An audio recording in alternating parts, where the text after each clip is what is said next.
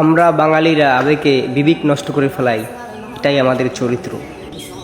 Facebook ইউটিউবের মাধ্যমে টাকা পয়সা কিছু সহযোগিতার হাত বাড়ালেই বলি তাদের দিল অনেক পবিত্র।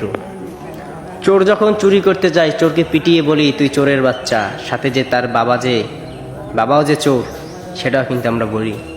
যাই দেখা যায় যে সে বাবা কিন্তু তাকে শিক্ষা দেয় না চুরি করার জন্য, তার বাবা একজন ভালো মানুষ, কিন্তু ছেলে ভুল পথে চলে গিয়ে সে হয়ে গেছে চোর।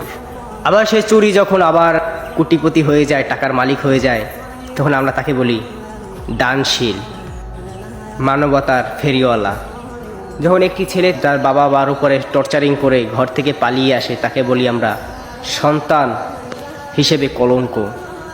সেই সন্তানই যখন আবার আর এক জায়গায় গিয়ে সে মানবতাগিরি দেখিয়ে সে বিল্ডিং করে, অট্টালিকায় বাড়ি করে, গাড়ি করে, বৃদ্ধ মা বাবাকে সাহায্য সহযোগিতা করে, হাত বাড়াই দেয়, অসহায় অসুস্থ মানুষের পাশে দাঁড়ায়, তাকে আমরা বলি মানবতার ফেরিওয়ালা। এরকমেরই একটা গল্প ঘটতে থাকেন সোশ্যাল মিডিয়ায়, তার নাম হলো মিল্টন সমাদ্দার।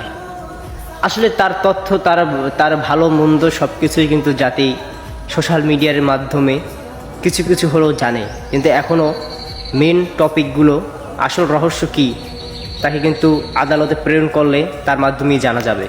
সবশেষে বলতে চাই, মিল্টন সমাদ্দার যে কাজগুলো করছে, মানবতার কাজগুলো করছে, আসলেই অনেক ভালো কিছু করছে, কিন্তু এখন যেই তথ্যগুলো বেরোয় যাইতেছে সেটা পশুর চেয়েও ভয়ঙ্কর। দিন শেষে এটাই বলতে চাই, যার মা বাবা পথের ভিতরে পড়ে আছে এবং ফালাই রাখছেন অসহায় অসুস্থ করে, একবার চিন্তা করবেন যে আপনারও একদিন মা বাবা হবেন, আপনারও কিন্তু এরকম আপনার ছেলে সন্তান এবং রাস্তার পাশে ফালাই রাখবে। সুতরাং এরকম টর্চারিং করে রাস্তার ভিতরে ফালাই না রাখা, আপনার মা বাবাকে যদি আপনার বেশি কষ্ট হয় গলা টিপে নাহলে বিষ খাইয়ে মেরে ফেলুন, তারপরও অযথা এরকমের লিন্টন সমাদের মতন পশু ভয়ঙ্কর খুনিদের হাতে পড়ে অন্তত কিডনি বিক্রি করতে হবে না। এরকমের খুনি লিন্টন সমাদের মতন লোকদের হাতে পড়ে কিডনি বিক্রি করে শেষ বিদায় দিতে হবে না। সুস্থ থাকুক মা বাবা, সুস্থ থাকুক সবাই, এই কামনা করেই আসসালামু আলাইকুম রহমতুল্লাহ। জাতি জেগে ওঠো।